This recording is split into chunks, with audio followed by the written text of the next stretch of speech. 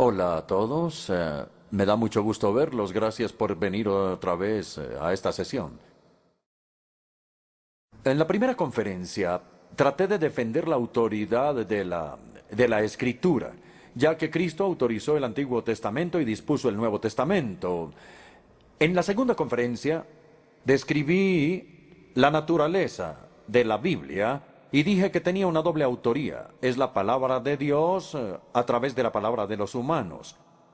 En la tercera conferencia, que es la de hoy, voy a hablar de la interpretación de la Escritura. Hay muchas personas que dicen, y de hecho me lo han dicho de vez en cuando a mí, que uno puede enseñar o hacer que la Biblia enseñe lo que uno desee. Cuando ellos dicen eso delante de mí, para sorpresa de ellos, yo estoy de acuerdo con ellos. Yo digo, es verdad, tienen razón, se puede hacer que la Biblia enseñe lo que uno quiera, siempre y cuando uno no tenga escrúpulos para nada. Pero si se es escrupuloso en la utilización de los principios de la interpretación bíblica, se darán cuenta de que uno no controla la Escritura, sino ella a uno. Entonces, en esta noche les traigo tres principios básicos que son tan sencillos como magníficos de captar. No son arbitrarios. Surgen, lógicamente, del tipo de libro que es la Biblia y del tipo de Dios que la Biblia describe o declara ella que es. Entonces, los tres principios dependen de la afirmación cristiana básica de que Dios ha hablado. Los ídolos, como están muertos, no hablan, pero el Dios vivo y verdadero ha hablado. Aquí están los tres principios, ustedes los tienen ahí en su resumen. 1. Dios habló para ser entendido. Esto es lo que yo llamo el principio de la simplicidad. 2. Dios habló en contextos precisos y particulares. Yo lo llamo el principio de la historia. Y en tercer lugar, Dios habló sin contradecirse a sí mismo. A esto llamo yo el principio de la armonía. Y espero que logremos recordar estos tres principios y utilizarlos en nuestro estudio bíblico y en nuestra lectura bíblica. En primer lugar, Dios habló para ser entendido. Sin lugar a dudas, este es un principio bastante elemental, pero a la vez considero yo que es también muy importante, porque el Dios en el que creemos es luz. Y en él no hay jamás tinieblas. En otras palabras, él se deleita en revelarse a sí mismo. Él no se esconde en las sombras. Él es luz y en él jamás hay tinieblas. Entonces podemos decir que la naturaleza de Dios es revelarse a sí mismo, como la naturaleza de la luz es brillar. La luz brilla, Dios habla. Y él no solo es comunicativo por naturaleza, sino que se comunica a través del lenguaje. Sé que estamos de acuerdo cuando digo que el propósito del lenguaje humano es la comunicación inteligible. Hablamos cuando tenemos algo que decir y queremos comunicarlo. Por supuesto, yo sé que algunas personas son habladoras compulsivas y que siguen hablando mucho después de que han dicho lo que quieren decir. Pero yo creo que es la minoría. La mayoría de nosotros hablamos cuando tenemos algo que decir y algo que comunicar. Por eso dice la Biblia, tu palabra es una lámpara a mis pies, es una luz en mi sendero. Esta convicción fundamental de que Dios habló para ser entendido. Y esto es algo indispensable. Cuando usted y yo nos acercamos a la Escritura para leerla y estudiarla, la Biblia no está perdida en la niebla, en miasma o en bruma. La Biblia no es un libro de adivinanzas y acertijos. La intención de Dios es iluminarnos y no confundirnos. Y tenemos que tener esa confianza cuando nos acercamos a la Escritura. Esto es lo que los reformadores del siglo XVI querían decir cuando hablaron de la perspicuidad en la Escritura. Fue la palabra que utilizaron para hablar de la transparencia de la Escritura. Perspic es a través, ver a través o transparente. La Escritura tiene una cualidad luminosa. Es verdad que no todo lo que está en la Biblia es fácil de entender. Después de todo, si ustedes recuerdan, el apóstol Pedro escribió en su segunda carta que para él algunas cosas que aparecían en las cartas de Pablo eran difíciles de entender. Y si un apóstol no podía siempre entender a otro apóstol, entonces no sería muy humilde decir que nosotros sí podemos entender todo.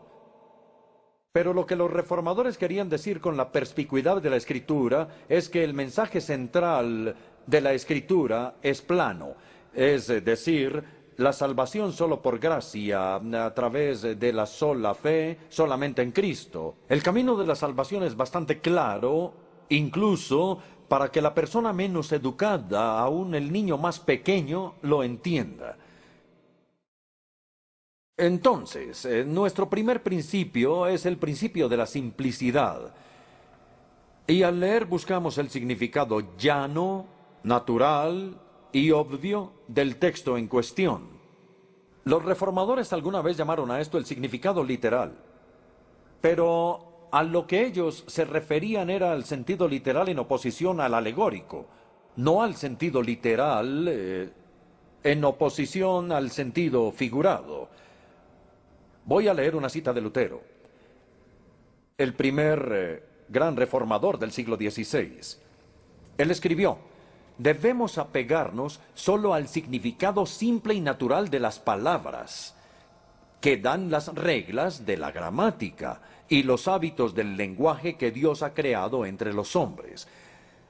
Pero después de haber dicho eso, hay algo muy importante que aclarar, y es que el sentido natural del texto que buscamos no siempre es literal.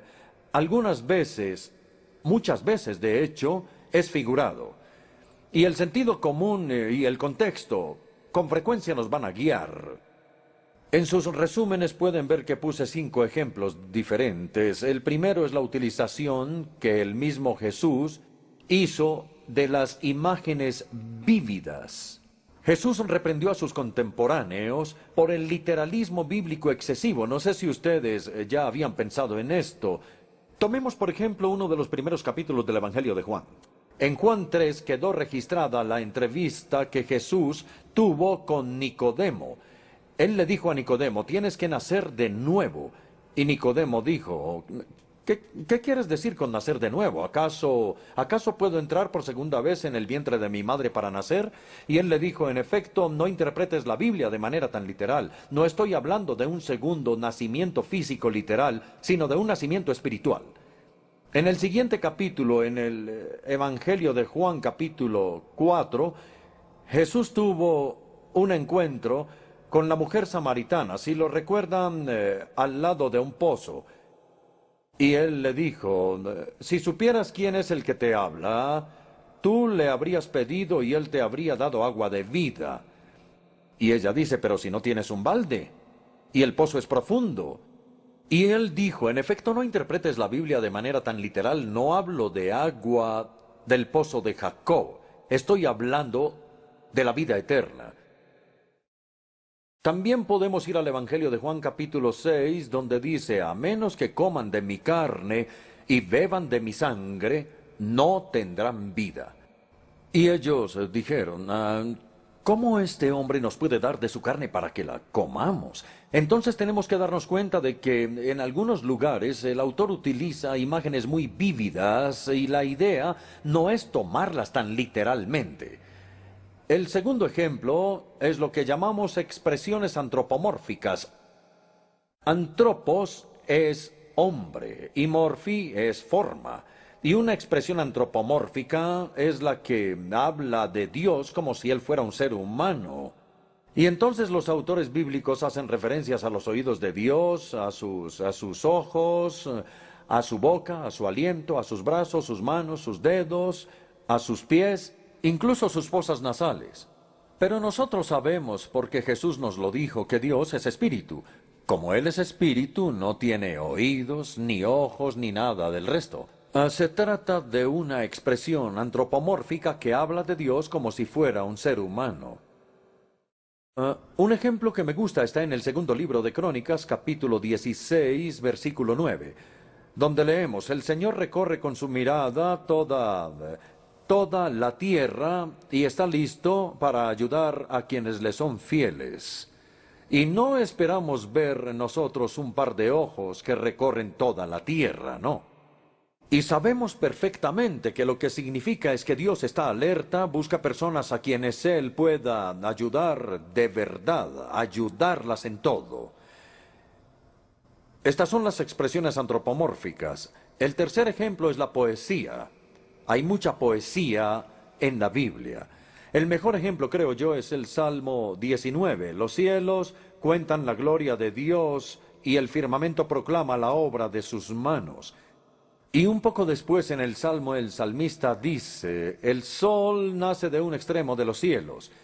Eso no nos obliga a tener una perspectiva precopérnica del universo, sino que en 3 versículos sucesivos del Salmo 19, el sol es comparado con alguien que mora en una carpa, que mora en el tabernáculo, con el novio que sale de la cámara nupcial y con un atleta que está recorriendo el cielo.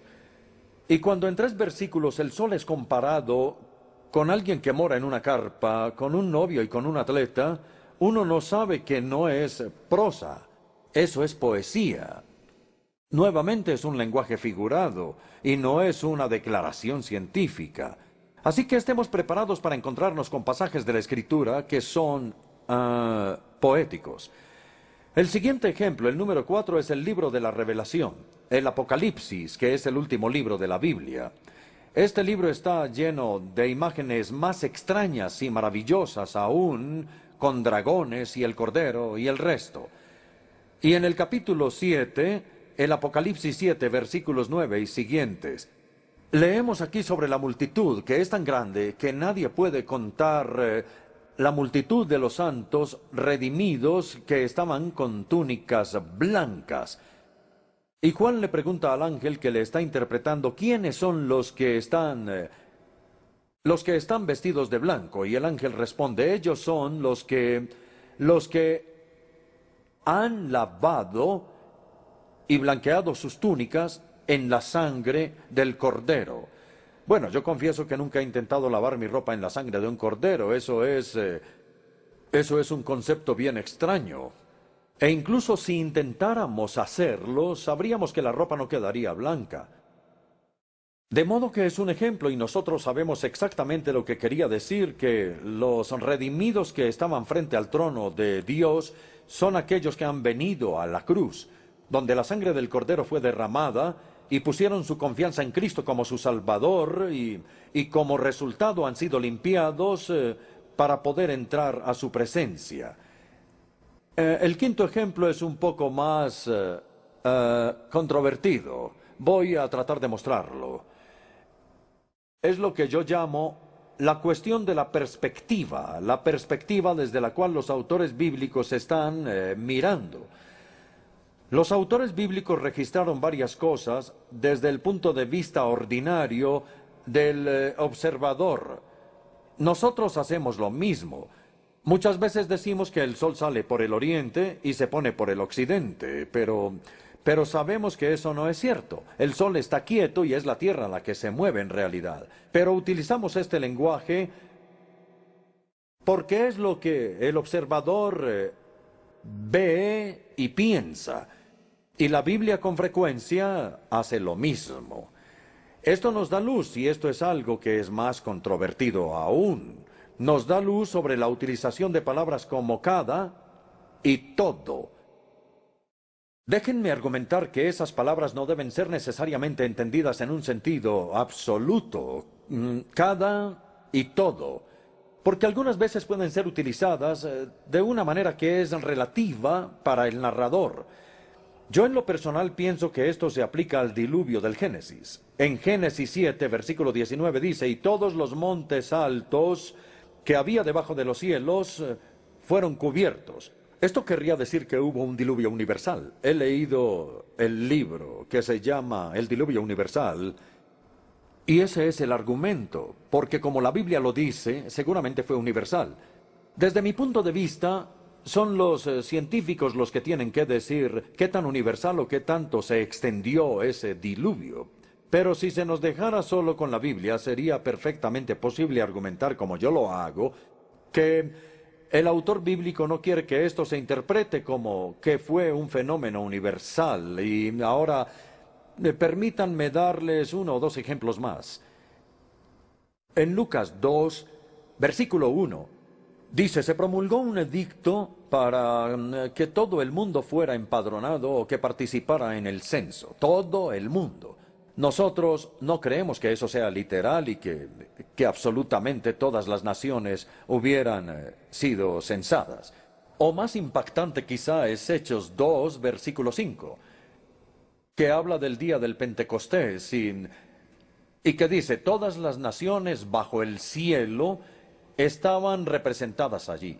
Todas las naciones, pero seguramente no está incluida Australia, ni Nueva Zelanda, Latinoamérica, etc.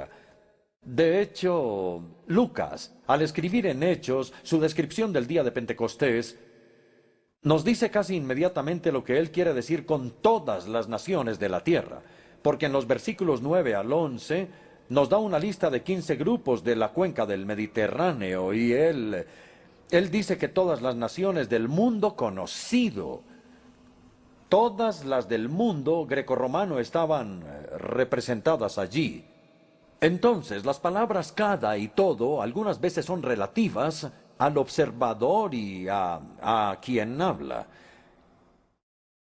Creo que es suficiente información para nuestro primer punto, que Dios habló para ser entendido. Examinemos el principio de la simplicidad, que es buscar el significado natural del texto. Ahora vamos al segundo punto.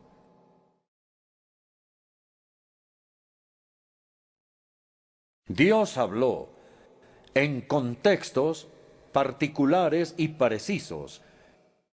Y yo llamo a esto el principio de la historia. De hecho, si lo piensan bien, el principio básico de la revelación que Dios hace de sí mismo se encuentra aquí. Él no les gritó a las personas desde la distancia, no. Él bajó a su nivel. Él entró a la situación del contexto de ellos. Les habló incluso en su mismo idioma. Y esto es verdad no solo en la encarnación del Hijo, también es verdad en la inspiración de la Escritura. Dios habló en sus propios idiomas. Él contemporizó, Él fue a donde estaban las personas a quienes Él quería revelarse. Y dicho sea de paso, en nuestra manera de comunicarnos o de enseñar y de predicar debemos aprender a hacer lo mismo, a ponernos en el nivel de las personas. C.H. Spurgeon, el gran predicador bautista, una vez dijo, recuerden, Jesús dijo, alimenten mis corderos, no mis jirafas. No creo que eso tenga que ser explicado, ¿verdad? Si el principio 1 es el principio de la simplicidad, donde buscamos el significado natural del texto, el principio número 2 es el principio de la historia, donde buscamos el significado original del texto. ¿Qué era lo que el autor quería enseñar? ¿Y cómo lo habrían entendido los primeros que escucharon su mensaje? Hay un profesor de la Universidad de Virginia, en Estados Unidos, que se llama Ed Hirsch. Hirsch, profesor Hirsch. Él escribió un libro muy importante hace algún tiempo que ahora debe de ser emérito y se llama La validez en la interpretación. En ese libro, Hirsch afirma el principio vital que espero ayudarles a recordar. Un texto significa lo que su autor quiso decir. Un texto significa lo que su autor quiso decir. En otras palabras, es el autor del texto el que establece su significado. Y aquí no compartimos la opinión de los teólogos existencialistas como Rudolf Bodman, de quien habrán oído ustedes hablar. Bodman decía, no, un texto significa lo que significa para mí. Lo que signifique para usted y para usted y para usted es totalmente distinto. Pero nosotros decimos, un texto no significa lo que significa para mí de manera subjetiva, no, significa lo que su autor quiso decir. Las perspectivas posmodernas en los círculos universitarios dicen que el texto está en la frase que utilizan, que el texto es infinitamente interpretable. Es decir, que tiene tantos significados como lectores hay. Pero nosotros decimos, no, no es así, puede ser infinitamente aplicable, pero no es infinitamente interpretable. Por el contrario, el significado de un texto es establecido por el autor que lo escribió. El texto significa lo que el autor quiso decir. Entonces nuestra responsabilidad es preguntarnos qué quería decir el autor cuando escribió esto. ¿Qué era lo que él quería decir? ¿Cómo quería que entendiéramos lo que escribió, etcétera, etcétera? Ahora bien, es en esta conexión que tenemos que reconocer la importante diferencia entre la eisegesis y la exégesis. Quiero hablar por unos momentos sobre la gran locura de la eisegesis, que es leer en el texto lo que no está ahí. Porque el mayor error que podemos cometer al interpretar la Escritura es importar en el texto ideas ajenas de una generación posterior. Leemos nuestros pensamientos del siglo XXI en la mente de los autores bíblicos y afirmamos que ellos patrocinan nuestras opiniones. Eso es algo que no debemos hacer, pero creo que es muy común. Y este es el significado de eisegesis, leer en el texto lo que queremos encontrar en él. Mientras que la exégesis trata de sacar del texto lo que está en él, la eisegesis trata de meter allí lo que no está, sino lo que uno quisiera encontrar allí, pero no está. Un ejemplo es la imagen de Jesús. Un estudioso de Harvard llamado H.J. Cadbury hace algunos años escribió un libro llamado El peligro de modernizar a Jesús. Él reconocía allí que está perfectamente bien el hecho de presentar a Jesús a nuestros contemporáneos en una manera con la que ellos se identifiquen. Queremos presentarles a ellos a un Jesús que está vivo y es real. Y está bien que lo hagamos siempre y cuando no lo hagamos a costa de la autenticidad de Jesús. De modo que no debemos reconstruirlo a él a nuestra imagen. Permítanme darles algunos ejemplos. Está Jesús el asceta. Al principio de la era cristiana, es comparado con Juan el Bautista, que tenía un abrigo de pelo de camello y casi siempre, creo yo, andaba descalzo y solía comer langosta con miel silvestre. Pero Jesús no era así. A Jesús incluso lo llamaron glotón y bebedor de vino. Entonces Jesús el asceta no es el auténtico Jesús. Ha sido reconstruido a nuestra imagen tal como lo deseamos. O tomemos un ejemplo más moderno, Jesús el revolucionario, Jesús el Che Guevara, pero el Che de hoy. El guerrillero urbano o rural y con ojos destellantes y barba negra. Pero de nuevo Jesús no era un revolucionario, no es una verdadera imagen de él. En nuestra propia época está Jesús el payaso, en el musical gospel, y Jesucristo superestrella, que en algún momento pensó que sabía quién era, pero luego, especialmente en el jardín de Getsemaní, ya no estaba seguro de su propia identidad. Entonces cantaba: antes estaba inspirado, pero ahora estoy triste y cansado. Luego tenemos a Jesús, el fundador de la empresa moderna. ¿Han oído hablar de él? Bueno, fue un libro escrito por un hombre llamado Bruce Barton en Estados Unidos. Este hombre era un publicista de Madison Avenue y escribió un libro sobre Jesús y trató de demostrar que todos los principios de la empresa moderna se encontraban en las enseñanzas de este joven judío, como él decía. Pero él decía hacia el final del libro: ¿no saben lo que Jesús dijo cuando era joven? ¿No? Dijo: ¿acaso no saben que en los negocios de mi padre me es necesario estar? Hay varias de esas imágenes que nos gustan y es comprensible, pero debemos evitar eso. Debemos estar seguros de que nuestra misión de presentar a Jesús a nuestros contemporáneos no no perdamos su autenticidad. Voy a continuar. Vamos al punto B, que se llama la disciplina de la exégesis. La exégesis bíblica en el principio de la historia es la disciplina que requiere tanto integridad para rehusarnos a torcer la escritura, como sensibilidad para utilizar nuestra imaginación para recrear la situación en la que los autores bíblicos se encontraron. Tenemos que luchar por librar a nuestra mente de la perspectiva moderna y de las presuposiciones modernas. Tenemos que meternos en la situación de los autores bíblicos. Tenemos que recrear su contexto histórico y entender su idioma como ellos lo usaron y como los oyentes debieron haberlo entendido. Todo eso es la disciplina de la exégesis. Calvino lo dijo de una manera hermosa. Yo creo que Calvino es el mejor expositor bíblico que Dios le ha dado a la Iglesia. Él tenía un entendimiento increíble para su edad en el siglo XVI.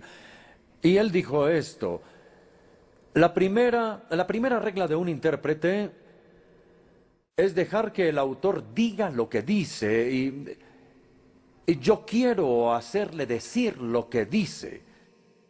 La primera regla del intérprete es dejar que el autor diga exactamente lo que dice y transmitirlo como tal. Un ejemplo que quiero darles se encuentra en el Evangelio de Juan, cuando Jesús está hablando con Nicodemo y le dice: tienes que nacer del agua y del Espíritu. Ahora bien, la Iglesia Católica Romana enseña que nacer del agua es el bautismo. Y hay otras personas que enseñan lo mismo hoy. Pero eso no puede ser correcto, porque Jesús instituyó el bautismo después de la resurrección y habló con Nicodemo al puro principio de su ministerio. Entonces, ¿cómo lo entendió Nicodemo? Eso es lo que nos tenemos que preguntar hoy. ¿Cómo entendió Nicodemo la necesidad de nacer del agua y del Espíritu? Bueno, en ese mismo tiempo en el río Jordán, Juan el Bautista contrastaba la palabra con el Espíritu. Él dijo: yo bautizo con agua, Él los bautizará con el Espíritu Santo. Y luego Jesús dijo: bueno, a menos que tengan ambos, a menos que vayan a donde Juan el Bautista para arrepentimiento y perdón de pecados, no pueden luego venir a mí y nacer del Espíritu. Ahora bien, ya sea que ustedes estén de acuerdo o no con esa exégesis, aclaremos lo que intentamos hacer, cómo Nicodemo entendió lo que Jesús estaba diciendo. Ahora voy a concluir el segundo principio. La preocupación por descubrir la intención del autor, el contexto del autor, su idioma, se llama comúnmente la exégesis gramático-histórica. Su meta es establecer el significado original del texto bíblico. Hasta ahora hemos visto que como Dios habló para ser entendido, podemos afirmar el principio de la simplicidad y buscar el significado natural del texto. Como Dios habló en contextos precisos, afirmamos el principio de la historia para buscar el significado original del texto. En tercer lugar, como cuando Dios habló no se contradijo a sí mismo, podemos afirmar el principio de la armonía y buscar el sentido general del texto, que es iluminado por otras partes de la Escritura. Todo esto, estos tres principios surgen de la verdad que Dios ha hablado y la forma como Él lo ha hecho. Lo que encontramos en la Escritura es una combinación notable de diversidad y de unidad. La revelación de Dios es rica en diversidad, en énfasis teológico y en medios literarios, como lo vimos la semana pasada. Sin embargo, a pesar de su gran diversidad, la revelación que Dios hace de sí mismo es consistente en toda la Escritura. Como lo leemos al principio de Hebreos, el mismo Dios que habló a nuestros antepasados en otras épocas por medio de los profetas en estos días finales ha hablado por medio de su Hijo. Y el propósito general de su revelación es evidentemente el mismo. En una palabra, es la salvación. El propósito de Dios es llamar a un pueblo para sí mismo, adoptarnos en su familia, transformarnos en la imagen del Hijo y enviarnos de nuevo al mundo como testigos y siervos y llevarnos a nosotros y de hecho a todo el universo a la gloria final. Todo eso es la salvación. De modo que la salvación es una palabra grande e incluye la totalidad del propósito de Dios para nosotros en Cristo, que es la razón por la cual la Escritura da testimonio de Cristo, y el gran propósito de la Escritura es dado a conocer a Él. También considero importante recordarles que la revelación de Dios es absolutamente progresiva. O si lo prefieren, la revelación de Dios ha sido acumulativa. No en el sentido de que Dios haya contradicho lo que reveló antes, sino en el sentido de que lo amplía. Muchos de ustedes, estoy seguro, son profesores y otros padres. Y si ustedes son sabios, nunca les enseñarán a sus hijos en un momento lo que necesitan contradecir en otro momento. Si ustedes hacen eso, pierden su credibilidad como profesores.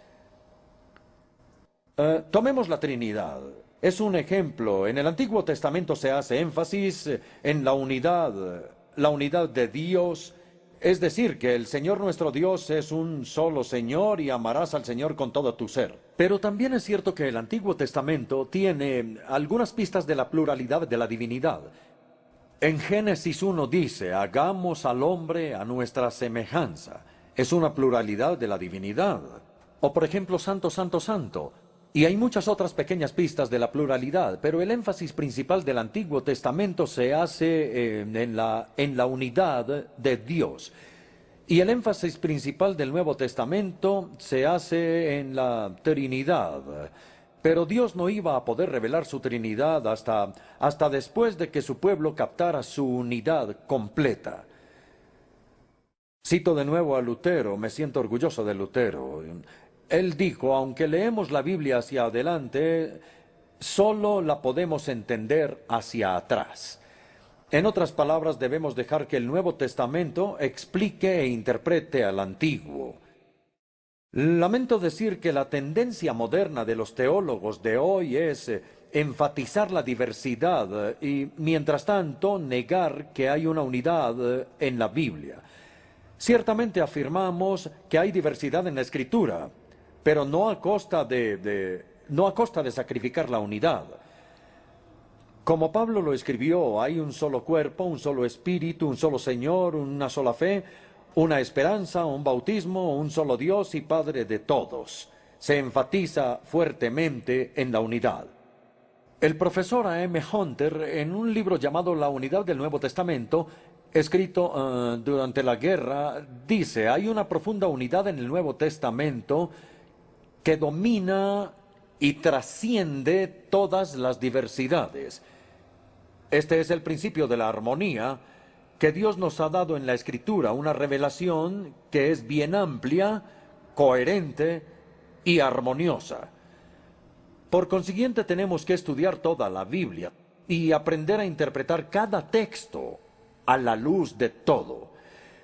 De modo que debemos renunciar completamente a dos prácticas evangélicas muy comunes como son escoger textos aleatorios por un lado y escoger solo un texto por el otro. Escoger textos aleatorios es el método de escoger textos a ciegas. Me imagino que saben la historia del joven que tenía un gran problema y necesitaba la guía de Dios. Entonces abrió la Biblia al azar, luego llegó al pasaje de cuando Judas fue y se colgó. Y como esto no fue muy alentador, volvió a abrir la Biblia y leyó lo siguiente: lo que has de hacer, hazlo rápido. Y así sucedió. Tratemos de no tomar textos aleatoriamente. Recordemos que nuestros ancestros tenían algo que ellos llamaban cajitas de promesas.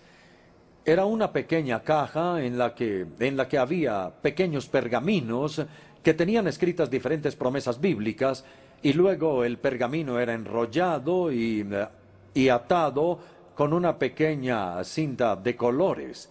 Y cuando ellos necesitaban orientación, entonces cerraban los ojos y sacaban una promesa de la cajita de promesas. No tengo duda alguna de que Dios puede guiarnos de esa manera. No vamos a limitar a Dios, no. Pero no es la manera normal como Dios guía a su pueblo. La Escritura no es una antología de frases no relacionadas. No, esto no sería coherente. No seleccionemos textos al azar, ni tampoco nos concentremos en un solo texto. Centrarse en un solo texto es imaginarse que un asunto puede ser resuelto citando solo un texto, y no es así. Algunas veces, sin lugar a dudas, puede ser así, pero la revelación de Dios sobre cualquier tema es mucho más amplia que lo que se puede deducir de un texto. Debemos conocer toda la Biblia para que podamos dejar que la Escritura interprete la Escritura. De allí la necesidad de este estudio completo y de esta completa exposición en el altar. Entonces, en contraste con estas dos prácticas de las que tenemos que arrepentirnos, hay dos responsabilidades correspondientes. Debemos aprender a sintetizar y a armonizar. Sintetizar es combinar partes separadas en un solo todo. Un cristianismo muy popularizado surge cuando hay un uso selectivo de textos. Por ejemplo, nunca vamos a desarrollar una perspectiva bíblica equilibrada sobre el ser humano si nos centramos en la perversión del ser humano. Yo creo en la perversión total, si entienden su significado. Pero uno no llega a entender a los seres humanos si solamente se centra en eso. Porque hay otros pasajes de la Biblia que hablan de su dignidad. Tenemos que aprender a equilibrar la dignidad del ser humano hecho a la imagen de Dios y su perversión que está bajo el juicio de Dios y no dejarla una sin la otra. O nuevamente, nunca vamos a desarrollar una perspectiva bíblica equilibrada del Estado si nos centramos exclusivamente en Romanos 13, donde se dice que el Estado está al servicio de Dios. Tenemos que ir también a Apocalipsis 13, en donde el Estado se convierte en el aliado del demonio. Ustedes pueden ver que necesitamos ambas perspectivas, no la una sin la otra. Tenemos que aprender a sintetizar la enseñanza de la Escritura y luego tenemos que aprender a armonizar, a permitir que la Escritura se explique a sí misma. Con frecuencia se dice que la Biblia está llena de contradicciones y ciertamente hay pasajes que son difíciles de entender porque parece haber bastantes y variadas discrepancias. Pero es posible manejar esto de una manera que sea compatible con la integridad intelectual. Porque si creemos como lo hacemos, con un fundamento sólido en la inspiración y el origen divino de la Escritura, entonces vamos a ser sabios si no la acusamos prematuramente de estar errada y si no la manipulamos para encontrar una unidad artificial. Nuestra tarea más bien es buscar una natural armonización que respete ambos lados de cualquier debate. Entonces es específicamente útil descubrir el propósito teológico del autor. Y quiero darles como ejemplo la aparente discrepancia entre la enseñanza de Pablo y la enseñanza de Santiago en su carta. Pablo afirma: como lo saben, la justificación es solo por la fe. Santiago afirma que somos justificados por las obras y no por la fe solamente. Y por eso Lutero rechazó a Santiago en el canon y dijo que era una epístola de paja. ¿Cuál es el propósito de Santiago y cuál el de Pablo? Esta es la pregunta que tenemos que hacernos para permitir una armonización. Pablo y Santiago estaban respondiendo a dos desviaciones teológicas distintas. Tenían oponentes diferentes en mente. Pablo se oponía a los judaizantes, y los judaizantes decían que la justificación es por las obras. Santiago se oponía a los intelectualizantes, que enseñaban que la justificación era por una ortodoxia aparente. A los judaizantes Pablo les dijo, la justificación no es por las obras, sino solo por fe. A los intelectualizantes Santiago les dijo, no es por una fe infértil, sino por una fe viva que hace obras. Entonces ambos apóstoles aclararon la naturaleza de una fe auténtica, es decir, que hay una confianza viva que se traduce en buenas obras. En Santiago 2, versículo 18 dice, yo te mostraré la fe por mis obras. Mientras que en Gálatas 5:8 leemos una frase de Pablo que dice, la fe obra a través del amor. Así que como ven, ambos pensaban que una fe auténtica hace obras. Pero Pablo hace énfasis en la fe que se traduce en obras, mientras Santiago hace énfasis en las obras que vienen de la fe. Espero que esto esté lo suficientemente claro porque es muy importante. Así que cuando la armonización no es posible y cuando la discrepancia insiste en permanecer, me parece que es más sabio, es más cristiano, confesar nuestra ignorancia que acusar a los autores bíblicos de inexactitudes. Ahora resumiré el tercer principio. La Escritura es un coherente y orgánico todo. Por eso la llamamos la palabra de Dios. La Escritura salió de una mente y de una boca, aunque la verdad tuvo la intervención de muchas mentes y muchas bocas. Fue el tema de la semana pasada. Debido a la doble autoría de la Escritura, esperaríamos a priori una combinación de diversidad y de unidad. Diversidad debido a los muchos autores humanos y unidad debido al único autor divino. Y eso es exactamente lo que Dios ha dado. Ahora concluyo. La base para que creamos en la autoridad de la Escritura es nuestra convicción de que Dios ha hablado. La base para nuestra interpretación de la Escritura es nuestra convicción de por qué y cómo ha hablado. Como Dios habló primero para ser entendido, podemos afirmar el principio de la simplicidad y buscar el significado plano, obvio, natural y sentido del texto. En segundo lugar, como Dios ha hablado en contextos precisos y particulares, podemos afirmar el principio de la historia. Y buscamos el sentido original como los escritores pretendían que lo entendiéramos. Y en tercer lugar, como Dios dio un mensaje coherente, sin contradecirse a sí mismo, podemos afirmar el principio de la armonía y buscar el sentido general, que es el sentido por otros pasajes de la Escritura. Ahora bien, cuando uno reflexiona en esto, no son principios arbitrarios, no los imponemos de manera artificial en el texto. No, ellos surgen de una manera natural y lógica del tipo de Dios que Él es, que ha hablado, y del tipo de palabra que Él ha hablado. Esa palabra es sencilla, contextualizada y coherente. Que Dios nos ayude en la interpretación de su preciosa palabra.